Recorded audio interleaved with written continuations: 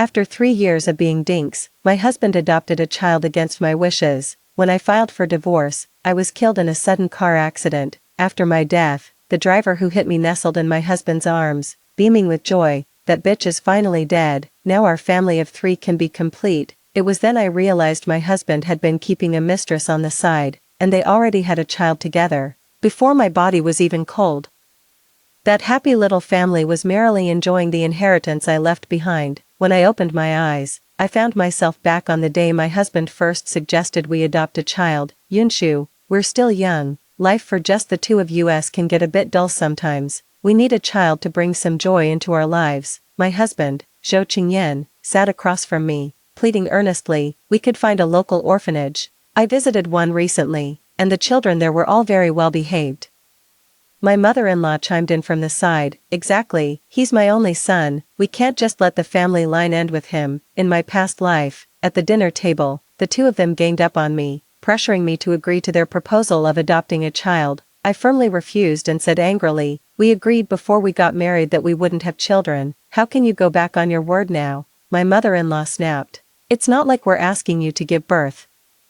We're handing you a ready-made child, and you're still not happy. I thought there might still be room for negotiation, but the very next day, Zhou Qingyan brought a little boy home and told him to call me auntie. He actually went ahead and brought the child home anyway, completely disregarding my objections. Faced with my questioning, he dismissed it lightly, surely you're not so petty that you can't even accept a child. I immediately asked for a divorce, he didn't agree, I stormed out, slamming the door, but was hit by a car on the road and died on the spot. After death, my spirit wandered. I discovered that the person responsible for the accident was actually holding that adopted child, nestled in Zhou Qingyan's arms, repeatedly saying our little family. That's when I realized it was all their scheme. They killed me to take my inheritance, leaving me to rage while they lived happily as a family. The irony is unbearable. I masked the emotion in my eyes and spoke coldly. Before the marriage, why didn't you worry about ending your family line? Well, don't put it like that. I wasn't thinking that far ahead at the time, my mother-in-law said with displeasure, seeing so many people holding their grandchildren. Am I not allowed to feel a little envious? That's just a nice way of putting it. The truth is, Zhou Qingyan only pretended to be compatible with me because I have no parents and am child-free by choice, all to get his hands on my assets.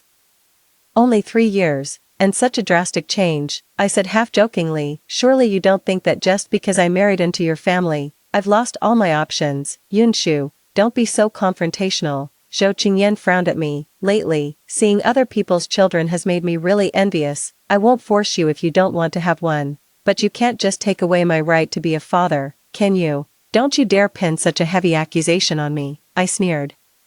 Do you even remember what you promised me before we got married? His face stiffened, and his tone sharpened involuntarily. That was then. Can't I change my mind now? Sure you can, I said flatly. Why on earth would you want to seek out a child of unknown origin? Most of them are abandoned. Who knows what kind of problems they might have? Impossible. The mother-in-law shrieked. That child is perfectly healthy. I've seen for myself. Oh, you've seen for yourself, have you?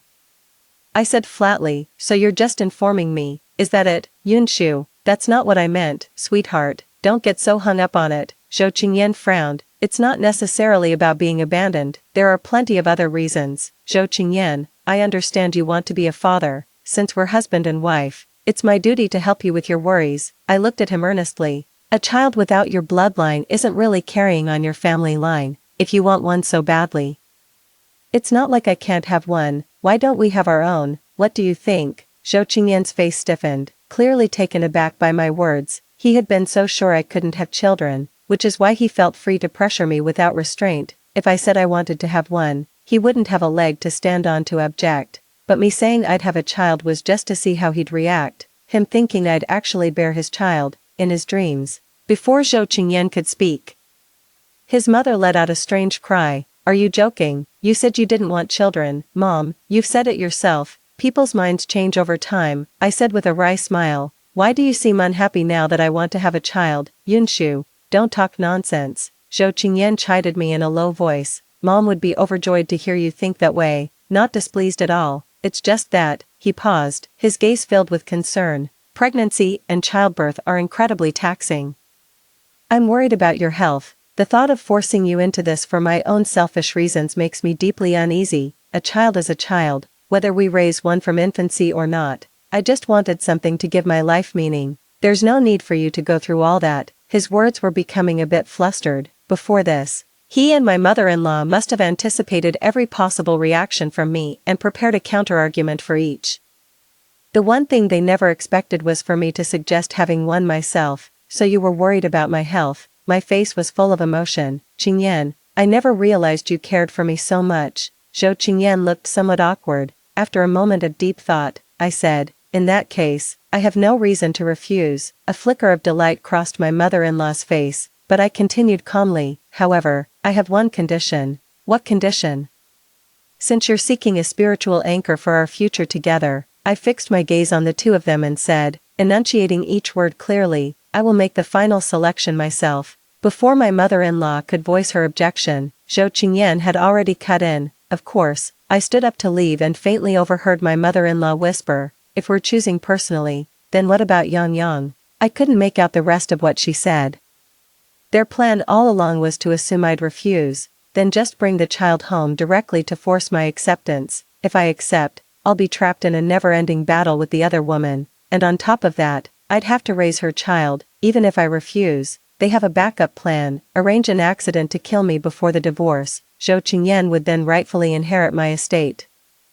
Just like in my past life, since I've been given a second chance at life, I absolutely will not let that happen. The hideous true faces of this whole family make me sick. I'm going to make them pay for everything they did to me in my past life. My little stunt kept Zhou Qingyan running around all day, utterly swamped. He didn't come into the room until late at night, eagerly announcing that everything was ready and we could go see the child tomorrow. I turned a page of my book and said unhurriedly, "There are 3 orphanages in the city. These things can't be rushed. We should take our time and visit them one by one." His expression faltered, and his tone turned conciliatory. "I've already made arrangements with the director of one of them. We can't stand them up. We should go first thing in the morning." "Is it really that urgent?" I looked up at him. "Even if we go in the morning, we can't bring one home by noon. The paperwork takes a month, with so many children, and people visiting every day. We need to go early to have a chance at finding one we really like. Do you think we're picking out cabbages at the supermarket?" I closed the book. "Fine, tomorrow morning it is. But let's be clear up front, I want a girl." He was about to say something more, but I had already turned over and gone to sleep, with just that one sentence. I bet he couldn't sleep a wink all night. I slept soundly and woke up feeling refreshed. In stark contrast, Zhou Qingyan was dragging himself around with heavy dark circles and a haggard look on his face. Mother-in-law was ready bright and early, her face beaming with anticipation, just waiting to head out. Not only did I get up later than usual, but I also took my time with a thorough shower, applied my makeup carefully, and leisurely ate my breakfast. It wasn't until nearly noon that I finally set off for the orphanage at a leisurely pace. The whole way there, my mother-in-law wore a dark, sullen expression, clearly quite upset with me. Zhou Qingyan, on the other hand, remained calm, though his unconsciously quickened pace betrayed his underlying anxiety. The director warmly welcomed us and led us to the area where the children were playing. My eyes immediately landed on the little boy named Yang Yang. The one who had been brought home in my past life. Standing beside him was a woman in an orphanage uniform, Zhou Qingyan's mistress, the very woman who had caused my death in my previous life, Yu Lixia. Among all those children, she only hovered around Yang Yang, completely ignoring the others. Seeing us arrive, she hurried forward, her body brushing against Zhou Qingyan's in a seemingly accidental, yet deliberate, touch. My mother-in-law's eyes lit up. She scooped Yang Yang right up into her arms, her face beaming with a wide smile. Ignoring Yu Lixia, Zhou Qingyan walked over to me instead. He put on a show of looking me over and asked, "Yunshu, what do you think of that boy? Mom really likes him." "Yeah, anyone would think they already knew each other." Watching their little performance with a wry smile, I turned directly to Yu Lixia and asked, "What's your take? Which child do you think would be more obedient?" She hadn't expected me to ask her. She instinctively glanced at Zhou Qingyan before stammering out a reply. "Yang Yang seems quite good, he's well-behaved and sensible. What about a girl?" She paused for a moment, then said urgently, "Yang Yang is the best child here. None of the others can compare to him, so excellent, yet no parents want him. Besides, he looks average to me, not very cute, and way too loud," I said dismissively, "and I don't like boys." Don't you understand? I want a girl. What nonsense are you talking? She flared up instantly. How dare you say Yang Yang is ugly? Who do you think you are? Please show some respect for my wife. Zhou Qingyan cut her off sharply, preventing her from finishing her sentence. Yu Lisha's eyes were slightly red, she bit her lower lip hard and pointed casually. That one. It was a very cute little girl with rosy cheeks, playing a game of eagle catches chicks with a group of children. I stepped forward and crouched down, chatting with the little girl with a smile. Out of the corner of my eye, I saw Yu Lisha tugging at Zhou Qingyan's sleeve, her face full of resentment. I pulled out my phone and took a few pictures. After looking into it, I've taken a liking to the little girl, Dong Dong. But my mother-in-law is dead set on adopting Yang Yang. My mother-in-law snapped. I wanted a grandson. What's the meaning of bringing home some little girl of unknown origin? All children are of unknown origin. I said calmly, Mom, raising a grandson costs money. When he grows up, there's the car, the house, and a wife to pay for. Qingyan's salary isn't high. Even with your pension added in, it still won't be enough. But I have you, don't I? My mother-in-law shrieked. We're family. How dare you refuse to spend money and effort on my grandson? And there she goes. Grandson this, grandson that. I sneered inwardly but kept a straight face. Mom, I've told you I don't care for boys. He's no relation of mine. Why on earth should I spend my own money to raise him? I said the last sentence with emphasis. What do you mean, your money? My mother-in-law was furious. Now that you've married into our family, you're part of the Zhou family's assets, you should hand it over. I sneered. Zhou Qingyan and I signed a prenuptial agreement. That's my money, not yours. That's precisely why Zhou Qingyan is so determined to see me dead, as long as I'm alive. The assets I brought into the marriage will never be his, but once I'm gone, the inheritance would rightfully pass to him as the surviving spouse. Yunshu, that's going too far. Zhou Qingyan frowned, his tone laced with reproach. You have no family of your own. My mother pities you and treats you like her own daughter. We're all family here. Saying something like that is just so cold. Just because I have no family to back me up doesn't mean I'm at your mercy. We're supposed to be family. So don't you dare use that tone with me. What you promised went far beyond this prenup, I snapped. In short, I don't like that ugly kid. If you don't agree, then we're done here. My mother-in-law shrieked and lunged at me, her face contorted with rage as she grabbed my throat. Who do you think you are to disagree? You're nothing. How dare you defy me? In your dreams. I didn't back down for a second. I grabbed a fistful of her hair and yanked hard. Seizing the chance to kick her sharply in the shin, I used to hold back because she was my elder, and I had no family of my own to back me up. Even when she berated me, I always followed the principle of letting things slide to avoid trouble, but I never imagined it would lead to this. Wearing my stiletto heels, I put all my strength into it. She shrieked and fell to the floor, wailing as if her life was draining away. What a curse. How did my son end up with a shrew like you? How dare you lay a hand on your own mother-in-law? Yunshu, you vicious woman, you'll stoop to any low trick to keep my grandson from coming home. You're absolutely. She was hurling abuse without restraint. Zhou Qingyan quickly scolded her to stop and helped her up, then turned to me in anger. Yunshu, no matter what, she is your elder, you should know to show respect. What kind of daughter-in-law behaves like this? Respect. I let out a cold laugh and tossed the large clump of hair I'd pulled out right in front of her. She tries to strangle me, and I'm just supposed to let her. Zhou Qingyan, she's your mother, not mine. If you can't handle this, we can get a divorce. Fine, let's get a divorce. My mother-in-law was practically hysterical, her voice shrill. Once you leave my son, let's see who would ever want you. I nodded. Fine, let's get a divorce then. Yunshu. My mom was just venting. And you have to chime in. Zhou Qingyan quickly intervened, helping his mother into the bedroom. You need to calm down too. Don't be so quick to throw around the word divorce. I slammed the door on my way out and deliberately stayed out, wandering around until evening before coming back. Before even stepping inside, Yu Lisha's voice could be heard. That bitch isn't going to come back suddenly, is she? Zhou Qingyan said. Don't worry. Once she throws a tantrum, it goes on forever. She won't come back unless I go and coax her. That damned woman. I won't let her get away with this. Yu Lisha cursed angrily. If it comes to it, we should just kill her and be done with it. Saves us the trouble. Zhou Qingyan was silent for a long while before finally saying, I have a feeling she might know something. We can't rush this. We need to think it through carefully. After recording their conversation, I pushed the door open and walked right in. Everyone stood up, staring at me in shock. Well, everyone's here. With a look of feigned surprise on my face, my gaze swept past Zhou Qingyan and my mother-in-law before settling on Yu Lixia. And who might this be? Oh, right, I remember now, your Auntie Yu, the cook from the orphanage, right, I said with a smile. It's quite late, Auntie Yu, what brings you to my home? To be fair, Yu Lixia wasn't old-looking, but there's a distinct difference in a woman's appearance after having children.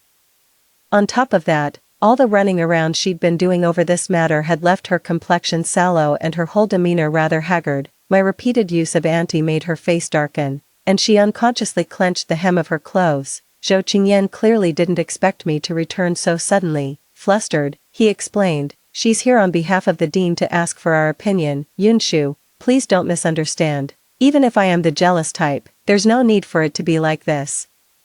I cast a casual glance at Yu Lixia and suddenly spoke up. Miss Yu, pregnancy and childbirth must be quite an ordeal, right? She was taken aback, seemingly caught off guard. I continued, you don't look much older than me, but you have the look of a woman who's given birth. It just goes to show, my decision not to have children was the right one. Qingyan, you said you were worried my health couldn't take it. I was stubborn and didn't believe you at first. But now I see you were looking out for me. A flash of fury crossed Yu Lixia's face before she forced a smile. My family's circumstances are humble. I certainly can't afford the same level of care as you. The mother-in-law chimed in with a sneer. What kind of woman doesn't have children? If you can't have them, just say so. Don't try to pretty it up with excuses. So a woman who doesn't have children isn't a real woman. My face was a picture of shock. What do you call that, a man? My mother-in-law slammed the table in anger. Yunshu, don't you dare spout such nonsense here. Let me make one thing clear, I'm taking Yang Yang, whether you agree to it or not. Without changing my expression, I looked at Zhou Qingyan. What's your take on this? The same as your mother's. Zhou Qingyan's face darkened. He remained silent. Don't make me out to be some kind of monster. I never said I was against it. I sighed. All I said was, I don't like that ugly kid and I won't spend a dime on him. You can bring him home if you want, but let me be perfectly clear, I won't be spending a single cent on him. My mother-in-law flew into a rage and lunged at me, but Zhou Qingyan stopped her. He stared straight at me and asked, so a girl would be okay? I shrugged. That ugly kid is a definite no, but Dong Dong, I like her just fine. He gave a firm nod. Alright. Dong Dong it is. Yu Lixia grew anxious in an instant. But he stopped her. I couldn't be bothered watching their little exchange, so I went straight to my room to pack. My friend just went through a breakup and wants me to stay with her for a few days. Qingyan, if there's any news, let me know. Zhou Qingyan nodded, his usual gentle expression returning to his face. It's so late. Would you like me to give you a ride? No, thanks. I ignored them and walked away. Given the circumstances, they'd probably prefer it if I weren't here. It's no surprise Zhou Qingyan agreed. At worst, he could adopt Dong Dong and take Yang Yang back after I'm gone. It's not worth fighting over this and ending up in a divorce. I moved in with a friend and told her that Zhou Qingyan had cheated, and that I was probably getting a divorce. My friend was furious. She consulted a lawyer that very night and was eager to help me gather evidence of Zhou Qingyan's infidelity, determined to make him leave the marriage with nothing. As someone with no real home to call my own, the only people who stood up for me were my friends. Just a couple of days later, Zhou Qingyan called me. He said his mother had been sneaking off to the orphanage to see Yang Yang nonstop. She'd fallen head over heels for him and was absolutely desperate to bring him home. Over the phone, I could hear my mother-in-law wailing, I don't care what anyone says, Yang Yang is my own grandson. And I'm taking him back. No one is going to stop me. They'll have to kill me first. She doesn't get to call the shots in this family. Qingyan, what kind of wife did you bring into this house? She contradicts me at every turn. She's trying to drive me to an early grave. She was practically shouting, making sure I could hear every word. Zhou Qingyan's voice was strained with helplessness. Yunshu, I've been trying to talk sense into Mom for days, but she just won't listen to me. Maybe we should think about this again. It seems Yu Lixia wouldn't agree, so she's been making a scene for days. When being tough didn't work, she resorted to shameless tactics, which is how she came up with this scheme. If I don't agree this time, the next step will be her threatening suicide, and she'll make sure the whole neighborhood hears about it. Qingyan, your mother isn't getting any younger. You really shouldn't let her carry on like this. My tone was full of concern. Besides, if she likes Yang Yang, then just bring him home. As the daughter-in-law, I should always defer to the elders. Zhou Qingyan's face lit up with joy. You're saying yes, I have no reason to say no, I smiled. She likes Yang Yang. And I like Dong Dong. There's no conflict, I've already asked. We can take both children home, both of them. My mother-in-law snatched the phone and started yelling, Yunshu, have you lost your mind? Do you have any idea how much it costs to raise 2 children? Don't worry, I'll take full responsibility for taking care of Dong Dong, I said with a wry smile. If you think the place is too small, I can take Dong Dong to my house, but my stance remains the same. If you like him so much, you raise him yourself. I won't spend a single penny on him. Yunshu, how can you say such a thing? Zhou Qingyan snapped in frustration. It's you on one side and my mother on the other. Can't you be more understanding and stop putting me in such a difficult position? What? I've made it clear I don't like it, yet your mother insists on bringing it into our home. I suggested we just stay out of each other's way, but you're not happy with that either. Can you people not survive without coveting my premarital assets? I let out a cold laugh, my tone sharp and unyielding.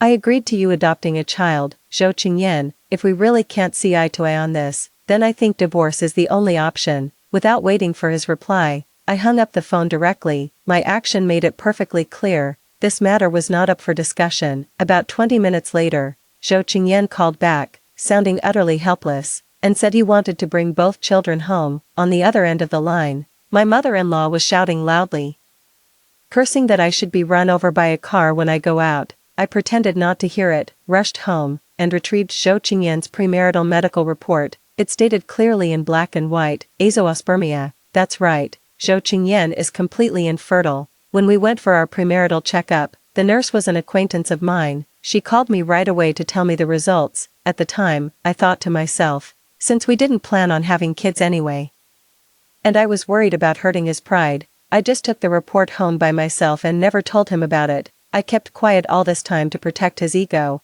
and yet he went and had a child with someone else. Dong Dong looks to be just over 3 years old, which lines up with when we got married. My guess is Yu Lixia realized she was pregnant and found a nice, gullible guy to pin it on. Zhou Qingyan and his mother were overjoyed, truly believing that child was their own flesh and blood.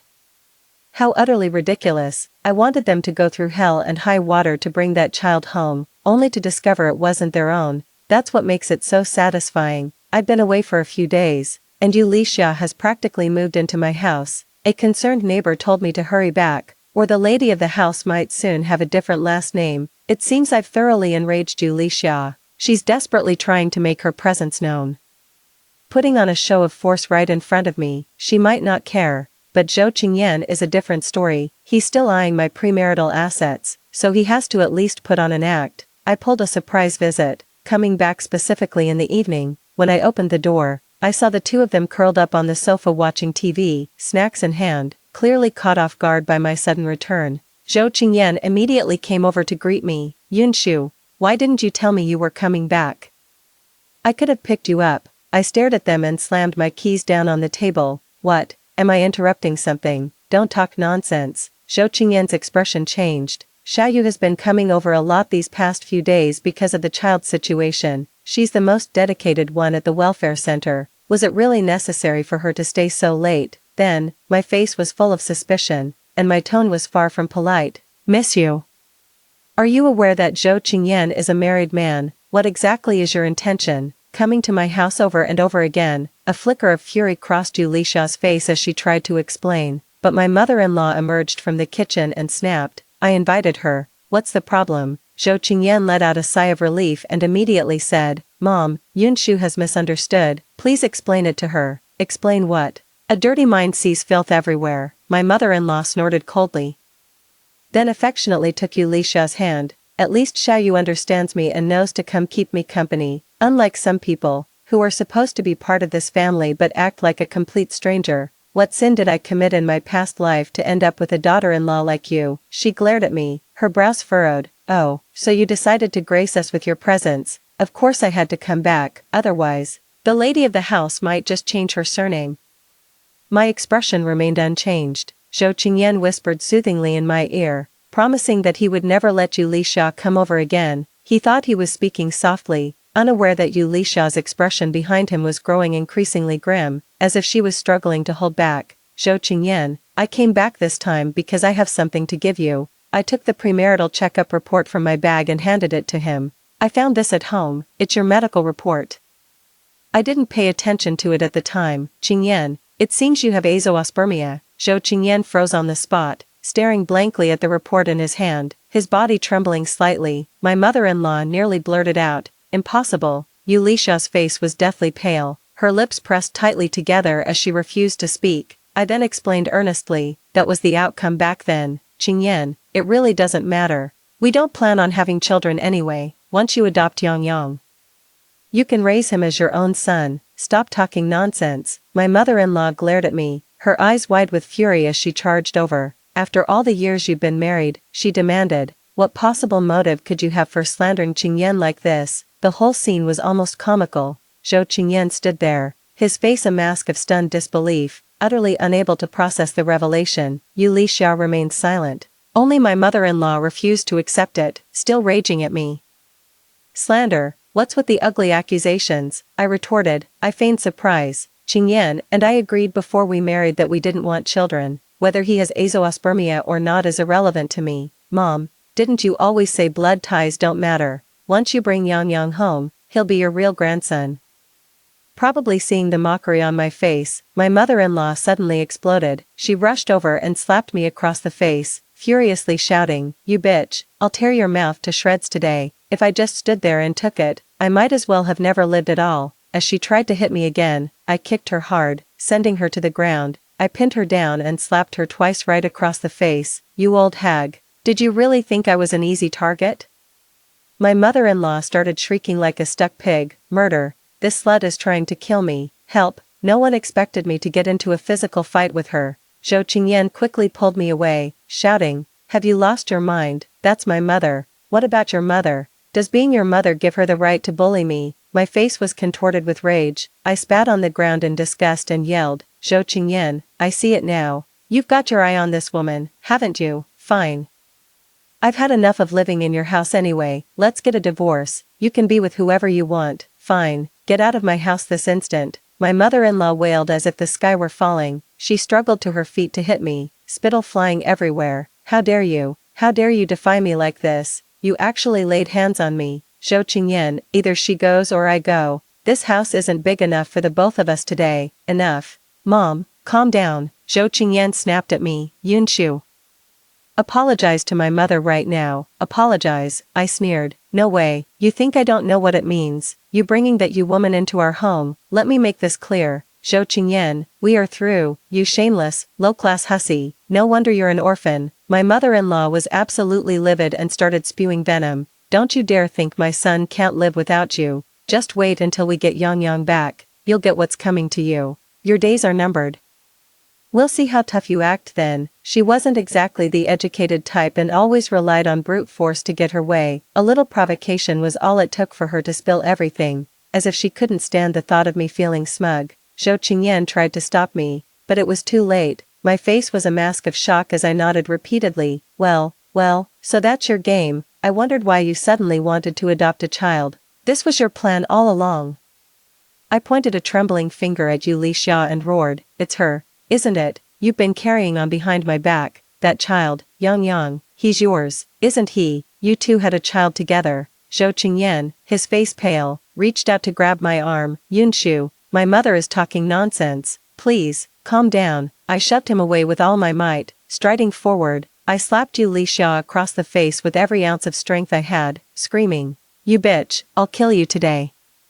The slap was so hard that Yu Lixia's face swelled up instantly. She covered her cheek, stunned for a long moment, then let out a shriek and started grappling with me. How dare you hit me? What gives you the right? Having fun seducing someone else's husband, are you homewrecker? I didn't back down. The deep-seated hatred from my past life surged, driving me to pin Yu Lixia down and beat her relentlessly, even tearing out a large handful of her hair. Yu Lixia screamed for help.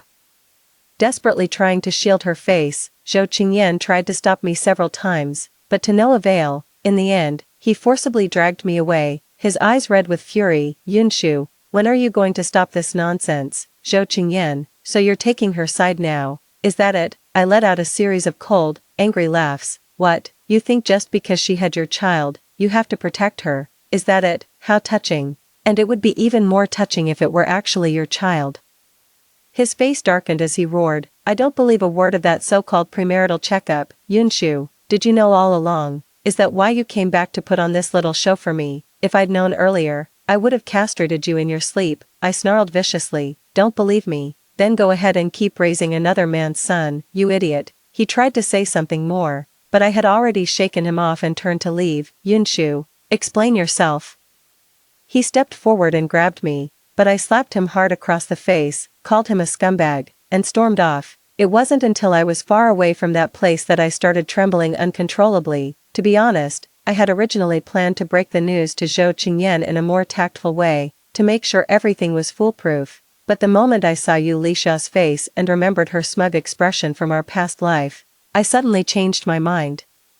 The hatred from my past life was buried deep in my heart, suffocating me. Seeing their hypocritical faces, I was so furious I could grind my teeth, yet I still had to wear a pleasant smile and deal with them. I can't stand the way they're bullying me. Only this kind of wild, unrestrained beating could vent the fury burning inside me. Zhou Qingyan must be running himself ragged these past few days, trying to verify that news. His next move will undoubtedly be to come crawling back to me, begging for reconciliation. That's just the kind of man he is. When it comes to protecting his own interests, he has no scruples about switching sides or playing any role necessary. Back when I refused to have a child, he stood firmly by Yu Lixia without a second thought. But if it turns out Yu Lixia's child isn't his, he'll have the gall to come begging for my forgiveness, no matter what.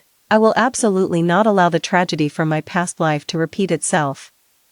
Yang Yang's biological father was a lowlife named Lu Ji. He was a layabout who did no honest work. Whenever he ran out of money, he would track down Yu Lixia and extort cash from her, often resorting to physical violence. It was a common sight to see him dragging her down the street by her hair. In my past life, I witnessed firsthand how he treated Yu Lixia. That's why I understood her desperate need to find a powerful protector, even if it meant committing murder. Her suffering was entirely of her own making, yet all of my pain stemmed from her. I managed to get hold of Lu Ji's phone number. I then sent him the photos of Yu Lixia I took at the orphanage that day, including one where she was clinging to Zhou Qingyan's arm with a coquettish expression. He called me immediately and asked who I was. I didn't answer. Instead, I told him the name of the orphanage where Yu Lixia was from. I said she's latched onto a rich man now and is about to hit the jackpot. If he wants money, it has to be now. I told him I was the lawful wife, that Yu Lixia had seduced my husband and even had a child with him, and that I could never forgive that. He sneered, "That little brat you're talking about, that's my kid." I pretended to be both shocked and delighted, promising him 20,000 yuan to teach Yu Lixia a lesson, preferably one she'd remember. He agreed, gave me the exact time, and told me to watch from a safe distance. Zhou Qingyan has been calling and texting me non-stop these past few days, pleading earnestly for a chance to talk. He made it sound so convincing, going on about how we dated for 2 years and have been married for 3, that we've come too far to let some irrelevant woman come between us. He and Yu Lixia have absolutely nothing going on between them. The only reason they've been in frequent contact is regarding the child adoption issue. My mother-in-law gets along well with her, which is why she invited her over. Other than that, there's nothing else. It seems he must have gotten retested and confirmed his azoospermia diagnosis. To think all this time, his mind was completely consumed with getting the child back, only to find out the kid wasn't even his, and because of that, he went and tore things apart with me. Utterly ridiculous. I asked him, "Are we still adopting Yang Yang?" He refused decisively, his voice full of exhaustion. "Yunshu, Mom was tricked by that Yu Lixia. Yang Yang is her own child, she couldn't afford to raise her, so she thought of leaving her at the orphanage to find a good family. This time, I'm on your side. If you want to adopt, bring Dong Dong home. I'll absolutely treat her as my own daughter. If you don't like children, I won't force you in the slightest. Yunshu, please come back, let's not get divorced. You're all I have left." I stayed silent, pretending to be deep in thought. Only when he frantically called my name, his voice cracking with emotion, did I finally relent. "Alright, but I really have grown fond of Dong Dong. I haven't been to the orphanage in days. Come with me to see him." Zhou Qingyan agreed repeatedly, his voice brimming with relief and joy. In his mind, my agreeing to meet him meant there was still room for negotiation. By choosing to meet at the orphanage, I was making it clear I wanted to test his relationship with Yu Lixia. He was bound to seize this chance to publicly distance himself from her and prove it to me. That idiot still thinks he can keep me in the dark. I set a time with him and arrived early myself. I saw Lu Ji already waiting at the entrance, a cigarette dangling from his mouth, his eyes fixed intently on the orphanage as he shouted something. Not long after, Yu Lisha appeared, before she could utter a single word. Lu Ji suddenly slapped her twice across the face, then proceeded to kick her, blow after blow. The place was remote and out of the way, unlikely to draw attention. With a vicious look on his face, Lu Ji grabbed Yu Lisha by the hair, dragged her to the wall, and slammed her head against it with brutal force. Even from a distance, I could hear Yu Lisha's agonized, pig-like shrieks, her desperate sobs and pleas for mercy. Lu Ji seemed determined to prove himself to me, his employer.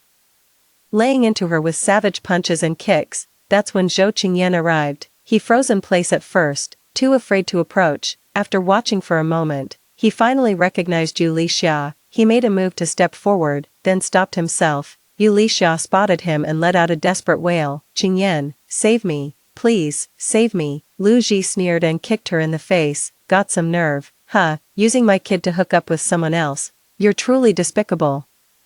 He grabbed Yu Lisha by the hair, forcing her to look directly at Zhou Qingyan. "Spit it out, you bitch, whose child is Yang Yang? Really, yours, it's yours. I only went to him after I was already pregnant. All the money I've given you these years came from him." Yu Lisha was wailing her heart out. "Lu Ji, I was wrong. I'll never do it again. I'm begging you. Please let me go." Zhou Qingyan's face was deathly pale, his feet rooted to the spot, unable to move an inch. Knowing something in your heart is one thing, hearing it with your own ears is another. He didn't dare to take the paternity test. I appeared at just the right moment, linking my arm with Zhou Qingyan's and cooing, "Qingyan, sorry, you must have been waiting for ages, haven't you? How could that be?" Zhou Qingyan turned his head, his gaze gentle. "If it's for you, I'm willing to wait however long it takes." I acted as if I had just noticed Yu Lisha on the ground, her head covered in blood, and gasped in feigned surprise, covering my mouth. "Oh, miss you, what happened? Do you need help?" Zhou Qingyan put his arm around my waist and led me further away. "Don't look, Yunshu, we don't need to bother with her. She brought this on herself with her wicked schemes." Yu Lisha's desperate cries for help rang out from behind us, but Zhou Qingyan's expression remained unchanged as he wrapped an arm around me and hurried forward. At the orphanage, I spent a good while amusing Dong Dong, while Yang Yang tugged at Zhou Qingyan's sleeve nearby, calling him daddy. Zhou Qingyan's face darkened with fury as he snapped, "Who's your father? Get away from me." Terrified, Yang Yang burst into loud, wailing sobs. Zhou Qingyan ignored him and hurried over to me. "Yunshu, you were right. That ugly kid is really annoying." I smiled without a word, quietly promising Dong Dong I'd come see her again next time. Dong Dong blinked her eyes and nodded vigorously, using the restroom as an excuse. I sent Lu Ji a text telling him to leave immediately. I slipped out alone, avoiding Zhou Qingyan, and the first thing I saw was Yu Lisha sprawled on the ground like a dead dog, barely clinging to life. I crouched beside her, covering my nose in disgust. "Oh dear, miss you, are you alright?" Her face was covered in blood, her eyes blazing with hatred. "It was you, wasn't it?" she rasped, her voice hoarse. "It had to be you. What are you talking about? I only wanted to help you." A look of confusion crossed my face, quickly replaced by a blissful smile. "Qingyan really does love me. He made a point of asking me to come, saying there'd be a good show to watch, and he was right." Yu Lisha shuddered from head to toe, a low growl escaping her lips. "Impossible. Nothing is impossible." I smiled gently. "Qingyan told me you've been clinging to him, causing a crisis in our relationship. He wanted to teach you a proper lesson, to make you understand that being the other woman isn't so easy." With that, I turned and walked away, ignoring her shouts and screams behind me. Back in the car, I kept an eye on Yu Lisha's condition until Zhou Qingyan called, asking where I'd gone. I replied, "I'm feeling a bit lightheaded, so I came back to the car first." "Why are you feeling dizzy?" "I'll be right out." His voice was full of concern as he hurried out the door. Just outside the gate, he ran right into Yu Lisha, who was struggling to get up. Zhou Qingyan tried to avoid her, but she grabbed him. After a brief argument, Zhou Qingyan lost his patience. He shoved her to the ground, his face a mask of disgust. Yu Lisha fell hard, enraged. She snatched up a stone from the ground and lunged at him. Zhou Qingyan was caught off guard and tackled to the ground. Before he could even react, a rock smashed into his face. Blow after blow landed, sending blood splattering everywhere. At first, he managed to struggle feebly, but soon he fell silent and still. Only the ferocious, snarling Yu Lisha kept screaming, "Die, die, just die." I called the police. Only after they were about to arrive did I dare get out of the car. Breaking down as I screamed, "Qingyan, what's wrong with you?" Yu Lisha suddenly looked up at me, clutching the blood-soaked rock, and charged forward, but she only managed the initial lunge before being swarmed and pinned to the ground by the police. Zhou Qingyan was dead, in the morgue. His entire head was misshapen, a horrific sight. I threw myself beside him, wailing uncontrollably, while my mother-in-law fainted dead away on the spot. Yu Lisha was sentenced to death for intentional homicide. Upon hearing the verdict, I decided to move back to my hometown that very night. My mother-in-law threw a fit, kneeling on the ground, weeping and wailing, saying she was my husband's mother and I couldn't just abandon her. I immediately called some friends to come and help me move. The last thing I saw as I closed the door was her collapsed on the floor, sobbing uncontrollably. I couldn't be bothered to pay them any mind. Once the adoption paperwork was finalized, I went to the orphanage and brought Dong Dong home. At first, I was just being contrary, but as we spent more time together, I genuinely grew to love this child. For her, I was willing to change my mind and to build a life together in the days to come. Holding my hand, she walked in step by step, her face lit up with wonder. I crouched down and gently patted her little head. "Dong Dong, you have a home now. This is your home." She nodded emphatically and reached out to embrace me. Story 2. My best friend decided to give herself to the Commune Brigade leader, who had long coveted her. When the National College entrance exams resumed in 1977, both my best friend and I failed. She wanted a chance to return to the city. I risked defending the Commune Brigade leader and did everything I could to talk her out of it. We watched as, one by one, the other educated youths who had been sent down to the countryside returned to the city. My best friend blamed me for everything, convinced it was my fault she was stuck in the countryside. She conspired with the Commune Brigade leader to deliver me into the bed of the village's crippled good-for-nothing. She stole my university admission spot and went to college in my place. I remained in the village, where I was subjected to domestic violence by that crippled lout and was brutally tortured to death. When I opened my eyes again, I was back on the day she said she'd offer herself to the brigade leader. A deep, bone-aching pain jolted me awake. I heard a whisper close to my ear. "Bing bing. Do you think I should go talk to the brigade leader about the city return quota?" Seeing I didn't respond, Luo Shui slipped into my bed and pinched my arm with her icy hands. "I've heard the first time doing that is really painful. You're my best friend, you have to keep a lookout for me." The realization hit me late, a chill ran down my spine, and I broke out in a cold sweat despite the May weather. In my past life, Luo Shui had asked me the same question. I tried my hardest to talk her out of it, telling her not to take a shortcut just for a chance to return to the city. A young, unmarried woman throwing herself at a married brigade leader with a family, that's nothing but adultery. She'd end up with her head shaved in a humiliating pattern and paraded through the streets for public shaming. Later, the opportunity to return to the city was given to another female educated youth, and because of this, Luo Shui came to resent me. Luo Shui and I grew up in the same compound. Our families have been close for generations, and we went to the countryside together. Luo Shui was tall and beautiful, with a stunning figure. She was always top of the class and had boys fawning over her since we were kids. When we first arrived in the village, the local men would practically drool over Luo Shui. They'd even grope her on the street. I protected Luo Shui everywhere we went, like a mother hen guarding her chicks. We spent several years as educated youth in the countryside. When the National College entrance exams resumed in 1977, we failed because we hadn't had time to properly review our textbooks. The other educated youth who went down to the countryside with us either passed the exams and returned to the city for university, or managed to get back through family connections. During the second round of exams, I got into university, but Luo Shui failed once again. She couldn't return to the city. What's more, because I had often stood up for her, I had offended the Commune Brigade leader, which cost her a spot on the return quota list. She hated me with a venomous passion. The day before I was to return to the city for school, she knocked me out and delivered me to the bed of the village's crippled layabout. I was brutally played with and killed on that bed by the crippled layabout. "Don Bing Bing, this is what you owe me. You can stay in this godforsaken place and enjoy it. I'll go to this university you got into in your place." I watched in despair as she left, holding my university acceptance letter. A hatred from the depths of my soul made me clench my fists so hard that my nails drew blood from my palms. the pitch-black night concealed the hatred in my eyes. My voice was a little hoarse. This is too big a decision, you need to think it through for yourself. Not getting the answer she wanted, Luo Shui pinched me again in frustration. We've been best friends since we were kids, I can't figure this out on my own, you have to help me think, I simply said. We are good friends, I'll respect whatever decision you make. This time, I made no attempt to dissuade Luo Shui from her plan to offer herself, yet Luo Shui began to fret, agonizing over it. I've been watching for a while. Several of the female educated youths have gone to see the commune brigade leader, but there's only one spot.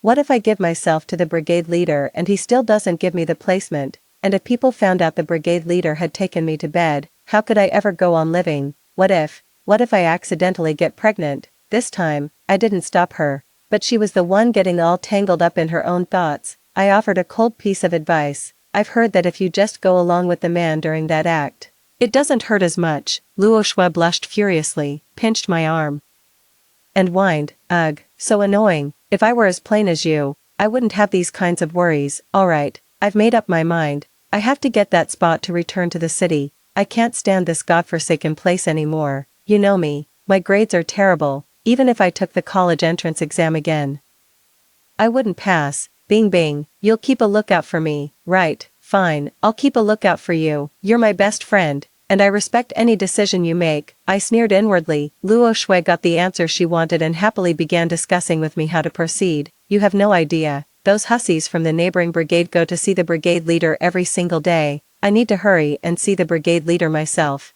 or else someone else will snatch that city return quota. After a moment's thought, I said, the brigade leader's wife is notoriously fierce. We mustn't let her find out. We need to find a secluded spot. The grain storage building would be perfect. It was May, the time for sowing the late rice seedlings. The village was bustling with people, and the only truly quiet place left was the communal grain storage. I'll keep a lookout for you. In return, you get me a letter of introduction stamped with the brigade's official seal. Luo Shui was the type who always took and never gave. She was immediately displeased. Have you no shame? If you want that letter of introduction so badly, go sleep with the brigade leader yourself. My voice turned cold. Forget it. Then, I thought you were my best friend, but you won't even help with this small thing. Find someone else to be your lookout. Seeing that I was genuinely angry, Luo Shui pressed. What do you need the letter for? I let out a sigh. My voice choked. I'd been sent down to the countryside for 4 years. My parents were sent to a labor farm in Heilongjiang. I just want to see how they're doing. That's all. When I said that, Luo Shui fell silent. It was a long time before she finally relented and agreed. I knew she was feeling guilty, but I only found that out in my previous life, right before I died. It turns out I have my good friend Luo Shui to thank for my family being reported and sent down to the countryside. Her family, not wanting their son to be sent down as an educated youth, signed Luo Shui up to go instead. Unwilling to endure hardship herself, she took out her resentment by reporting my family. Coinciding with that politically sensitive period, my parents were sent down to the countryside. With help from an old friend, my father arranged for me to be sent down as an educated youth to the same village as Luo Shui, so we could look out for each other. In my past life, I was blind and foolish, protecting my enemy as if she were a dear sister. It is May 1978, and the second national college entrance examination is just 2 months away. During this period, many people were politically rehabilitated. My own father had his reputation and position restored, though it happened after my death. Nowadays, if you want to return to the city, you either have to get into university yourself, or your family has to pull some strings to arrange it. After the Gaokao was reinstated, both Luo Shui and I took the exam. I caught a cold the day before the college entrance exam after rescuing Luo Shui, who had been pushed into the river by a man from our village. The next day, I took the exam while running a high fever and, unsurprisingly, failed. As for Luo Shui failing, it was purely due to her poor grades. Her getting in would have been a miracle. I've always been a good student. With the memories from my past life and starting my review now, getting into university this time, just like I did before, shouldn't be a problem. My eyes welled up at the thought of my family suffering on the farm. Since Luo Shui wants that spot to return to the city, I'll definitely help her get it. It's just a question of whether she can handle such good fortune. The next day, I wrote a letter to my family and mailed it, along with the things I'd saved up, to my parents. I started reading without a moment to lose. Luo Shui, ever the woman of action. dragged me along to scout out the village. I told Luo Shui we were going to scout the granary, but my real plan was to read there. Luo Shui went to scout the area near the commune brigade leader's house. I kept an eye on the movements of the other female educated youths from the brigades, as well as the comings and goings of the commune brigade leader and his wife. Far too many men lusted after Luo Shui's beauty. Wherever she went, men would approach to take liberties with her. Unable to bear the constant harassment, she happened to run into the commune brigade leader several times on a certain path. The two of them exchanged flirtatious glances. One night, Luo Shui pulled me along when she went out, instructing me to keep watch outside the granary. I found a spot to sit down, using my flashlight to illuminate the book as I read intently. The sound of a woman's moans and a man's grunts reached my ears. By the time I was covered in mosquito bites, they had finally finished. Luo Shui, her face flushed with shyness, limped along with me back to the educated youth lodgings. Luo Shui was the most stunning girl in all the surrounding production brigades, and the commune brigade leader developed an insatiable taste for her body. Once started, it became a habit. Soon, Luo Shui didn't even need me to keep watch anymore, and gossip began to swirl through the village. I received a set of review materials sent by my father's old friend in the capital city, in my past life. After my father was sent down to the countryside, I lost all contact with my family. I got into university entirely on my own merit. I know my own capabilities, but my options for which schools to apply to were limited. Now, with these study materials, I have a lot more schools to choose from. Luo Shui and the commune brigade leader grew increasingly brazen. Sometimes they'd carry on at his house. Other times they'd just drop their pants and go at it in the grove, while I was hauling pig manure. Luo Shui was transferred to become a teacher at the commune's primary school. I was toiling in the fields under the scorching sun, while Luo Shui was sipping tea in the school office. Luo Shui's behavior stirred resentment among the other female educated youths, and whenever anyone voiced a complaint, she would always drag me out as her cover, saying, Bing Bing and I were just asking the brigade leader about the study materials. Rumors began to spread through the village about me and the commune brigade leader having an improper relationship. Luo Shui was quite pleased with my good sense. She managed to get me a letter of introduction stamped with the brigade's official seal. I've been good to you, haven't I? I hear Heilongjiang has great mountain goods and leather. Get some for me. I'll use them as gifts. Seeing me buried in books every day, she tilted her chin up slightly and looked at me with pity. You're so plain looking. Besides studying hard to get into university, you really have no other way back to the city. With the letter of introduction in hand, I felt a great deal more settled. The list of people allowed to return to the city has been finalized, and Luo Shui successfully secured a spot. The village gossip grew even more intense, and Luo Shui called on me to keep watch again. The brigade leader is already in his 40s, yet he's still so vigorous. It disgusts me, Luo Shui complained with revulsion. I stood guard outside the granary, hearing the familiar sounds of panting and soft moans coming from within. I quietly gathered the dry straw I had previously placed around the granary and piled it up outside, then lit it with a match.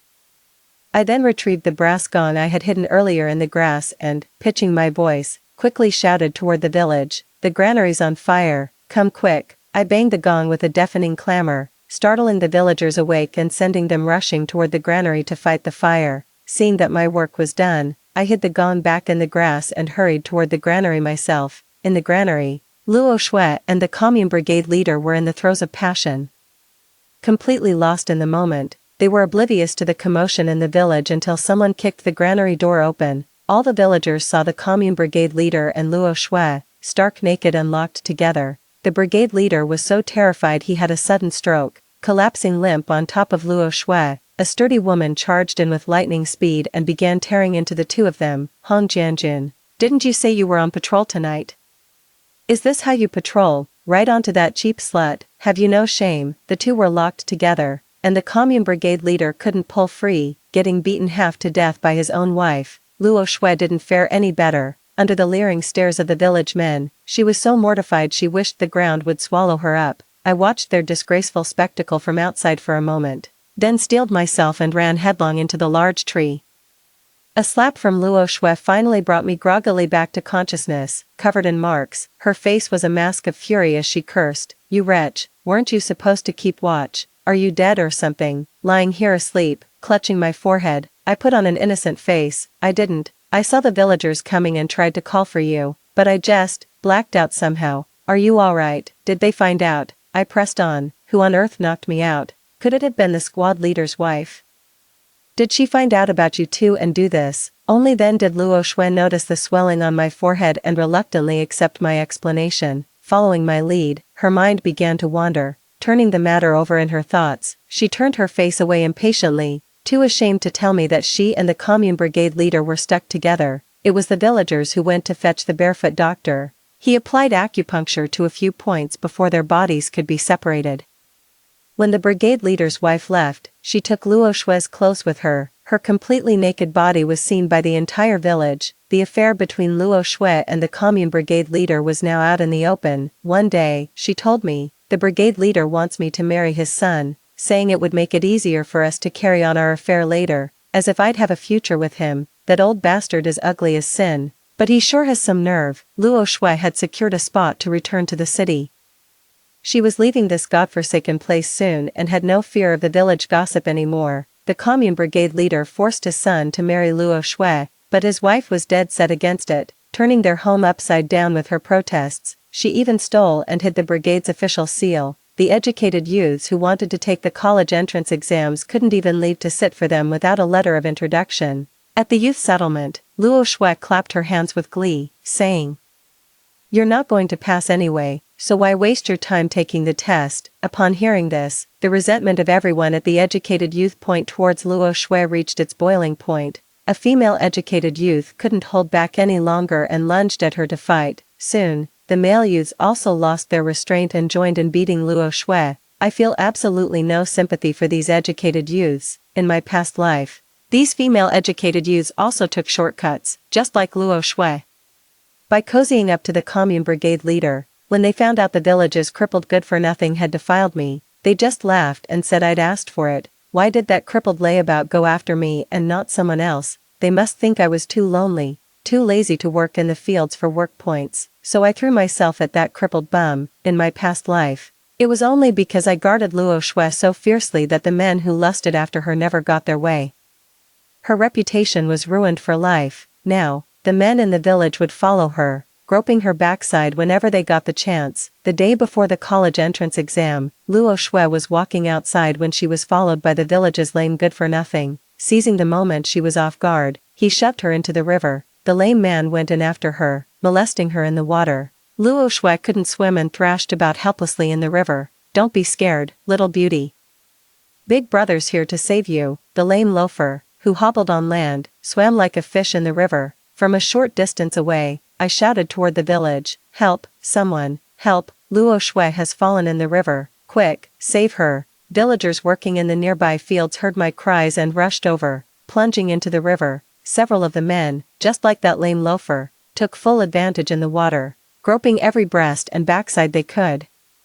The bolder ones were sucking on Luo Shui's skin, leaving bright red marks all over her pale body. With a frantic look on my face, I shouted at the group in the river, "What are you doing kissing Luo Shui? Stop it, someone's assaulting her. Someone's groping Luo Shui, kissing Luo Shui, shameless, get your hands off her breasts." The village women weren't just sitting idle, they'd long held a grudge against Luo Shui, seeing their own men in such a state. The moment Luo Shui was pulled ashore, several women rushed forward and began clawing and beating her. I stood outside the circle, feigning a frantic struggle to break through. "Don't be afraid, Luo Shui, I'm coming to save you. We're good friends, I'll protect you. Stop hitting her. This is a crime, Luo Shui. Don't be scared, I'll protect you." I shrieked hysterically, all the while rolling my eyes skyward. In my past life, I was subjected to domestic violence by a crippled, good-for-nothing man.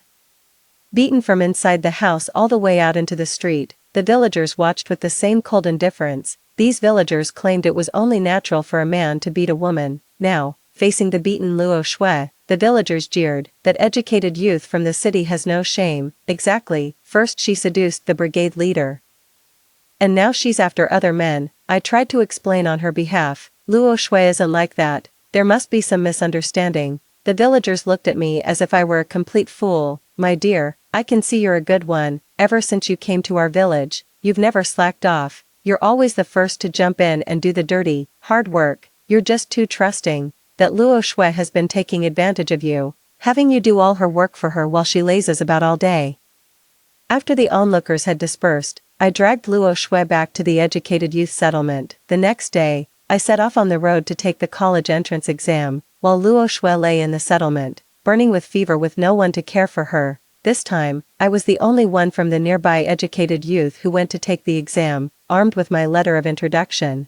I knew that once the scandal between Luo Shui and the production brigade leader blew up, they would surely use the letters of introduction to give us educated youth a hard time. The other educated youths, unable to obtain the required letters of introduction for the college entrance exams, jointly reported the commune brigade leader for misconduct. They also reported that Luo Shui had secured her urban return quota through improper means. The commune brigade leader was removed from his post, and Luo Shui's urban return quota was revoked. When the exam results were released, I received my admission letter from Tsinghua University. It was only then that everyone realized I hadn't taken leave to visit family, but to sit for the college entrance exams. The educated youths doubted my college entrance exam results, and someone reported me. Due to the number of people who reported me, it drew the attention of the Education Bureau, which conducted a thorough investigation from start to finish. In the end, the conclusion was that my results were genuine.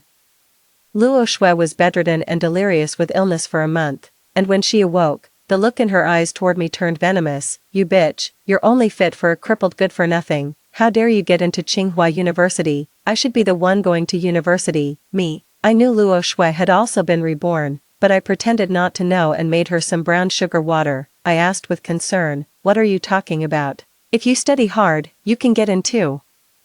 Have some brown sugar water, you're just recovering, you need to build your strength back up." Luo Shui tested me several times, confirming that I hadn't been reborn. It was just that the course of this life was different from the last. One day, Luo Shui said she had agreed to marry the production team leader's son. The wedding was arranged in a hurry, scheduled to take place before my school term started. Bing bing. "We've been best friends since we were kids. Will you be my maid of honor?"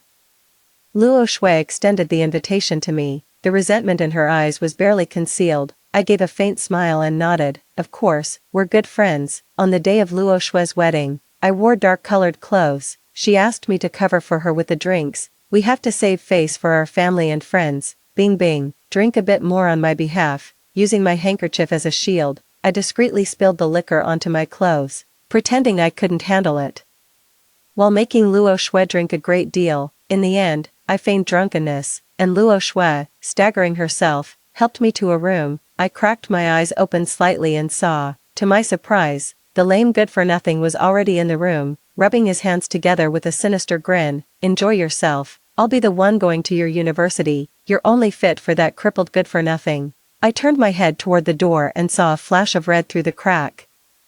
Realizing Luo Shui was eavesdropping from outside, I pulled out the knife I had prepared earlier and pressed it firmly against the crippled layabout's neck. Not a sound. "Choose, stay alive or get knocked out." After knocking the crippled man unconscious, I quickly got out of bed, opened the door, knocked Luo Shui out, and dragged her into the room. I stripped them both naked and placed the crippled layabout's hand on her breast. I pulled their tongues out and tangled them together. I arranged them in an intimate pose that left no doubt about the illicit act. Once it was done, I ran outside, found a child I didn't recognize from the village, and gave him some candy. The child led a group of other kids, ran to that room, pushed the door open, and saw the people sleeping inside together. Sleepy sleep, shameless. The bride is sleeping with cripple uncle. The children clapped their hands and ran into the courtyard, shouting gleefully. The wedding guests, curious, were led by the children to that room. At the sight, the crowd was so shocked their jaws dropped. The captain's son never wanted to marry Luo Shui in the first place. On their wedding day, he was publicly humiliated by her infidelity. He grabbed a knife on the spot, ready to cut down that shameless pair. I packed my bags and left for school that very night. At university, I buried myself in my studies, and the time flew by. During the holiday, I made a trip to the countryside in Heilongjiang province and saw my parents, whom I hadn't met for many years. I discussed with my father the matter of Luo Shui's report and the whole series of events surrounding the sent-down movement. My father's friend has been politically rehabilitated, we correspond by letter, and he has been actively pulling strings to help. In my past life, after I died, I saw my parents, their hair turned frost white, weeping before my grave. They lamented that the rehabilitation came too late, costing me my life. They took great care of Luo Shui, who was close to me during my lifetime. Luo Shui's family was thoroughly investigated due to genuine misconduct issues, making their rehabilitation impossible. Yet all my family's resources were given to Luo Shui to use. Luo Shui assumed my identity, attended a normal university, leveraged my father's connections for transfers, and ultimately rose swiftly through the ranks. She was promoted into the Kyoto City Education Bureau system, and through my father's introduction, married a good man from a family of comparable standing. In the end, when my parents passed away, they left behind a substantial inheritance, which Luo Shui inherited. Luo Shui stole my life. She won't get that chance again in this lifetime. In this life, Luo Shui has no chance of returning to the city, and her reputation in the countryside is already ruined. Life in the countryside was no picnic either. Everything I did was simply inspired by how Luo Shui treated me in my past life. Wasn't she the one who liked to trade her body for favors? I didn't stop her. Instead, I helped cover for her. She was jealous that I got into university and wanted to ruin me, but I won't let her have her way. I was wary of her. We grew up together and knew each other inside out. Honestly, if she had just settled down and married the village chief's son, she could have had a decent life in the countryside, but instead, she set her malicious sights on me, determined to ruin my life. On her wedding day, Luo Shui was discovered by the whole village, lying naked with the local crippled good-for-nothing. Both of them were slashed several times by the brigade leader's son. Their wedding day stained with blood splattered across the room. The police arrived quickly and took the brigade leader's son away in handcuffs. Luo Shui and the crippled layabout were left to fend for themselves. Luo Shui was simply sent back to the educated youth settlement. She had alienated all the other educated youths, so no one was willing to get involved in her troubles. Only the squad leader, wanting to avoid a manslaughter charge, got some plant ash and sprinkled it on her wound. Luo Shui's reputation was completely ruined, and her injuries healed only partially and intermittently. She finally came to her senses and went to the brigade leader's house, stubbornly insisting on becoming their daughter-in-law. She was driven away every single time, no matter how she pleaded with the brigade leader, begging him to let her in for the sake of their fleeting affair. He refused, having lost his job. The brigade leader then caused his son to lose face on his wedding day. Their son, who had been sent to the countryside for re-education after wounding someone in a fight, was now fighting with his wife every day. On top of that, after Luo Shui's 2 recent illnesses, her looks had faded, and he had grown tired of her. Finally, the brigade leader came up with an idea. He told Luo Shui to go see the lame good-for-nothing. He was lazy, but with his old parents toiling in the fields, they managed to scrape by. Back when I was around, Luo Shui never wanted to work in the fields for work points. She always pushed it all onto me, with me earning work points to support her. And now that she's in poor health with no one to help, she's afraid she might actually starve. Luo Shui had no choice but to go and live with the lame, lazy man for the time being. During my sophomore year, my father was politically rehabilitated and reinstated to his position. Our family was able to reunite, and I moved out of the dormitory to live back at home.